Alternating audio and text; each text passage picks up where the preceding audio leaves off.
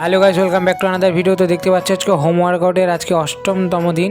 তো সকাল সকাল ঘুম থেকে উঠে উসু গরম জল পান করে চলে যায় ছাদে গিয়ে কিছু সময় মেডিটেশন করবো, তারপর টুকিটাকি স্ট্রেচিং আর এক্সারসাইজগুলো করবো। সেগুলো এই ভিডিওর মাধ্যমে তোমাদের সামনে তুলে ধরার চেষ্টা করবো। তো দেখতেই পাচ্ছ আমার এখন স্ট্রেচিং আর এক্সারসাইজগুলো শুরু হয়ে গেছে, সেগুলো চলছে। আর প্রত্যেকটা এক্সারসাইজের একদম ছোটো ছোটো সূক্ষ্ম পার্টগুলো তোমাদের সামনে তুলে ধরার চেষ্টা করছি এই ভিডিওর মাধ্যমে।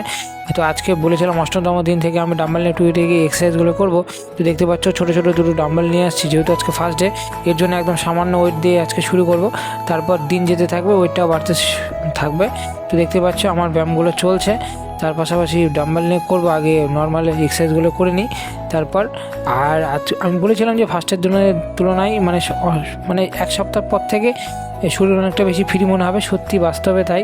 তো সপ্তাহখানেকের পর থেকে যেহেতু আজকে 8ম দিন, শরীর অনেকটা ফ্রি মনে হচ্ছে।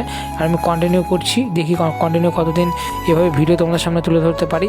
দেখতে পাচ্ছি এখন ডাম্বেল নিয়ে টুকিটাকি এক্সারসাইজগুলো চলছে, একদম সাধারণ, এগুলো খুব হার্ড না, এগুলো যে কেউ করলে চাইলে করতে পারবে। আর আশা করি তোমরা প্রত্যেকে ভালো আছো, সুস্থ আছো, নিজের পরিবার পরিজনকে নিয়ে ভালো থাকো, সুস্থ থাকো। আর 24 ঘন্টার মধ্যে না হলে আধা ঘন্টা থেকে 1 ঘন্টা নিজের শরীরকে সময় দাও, দেখো শরীর ভালো থাকবে।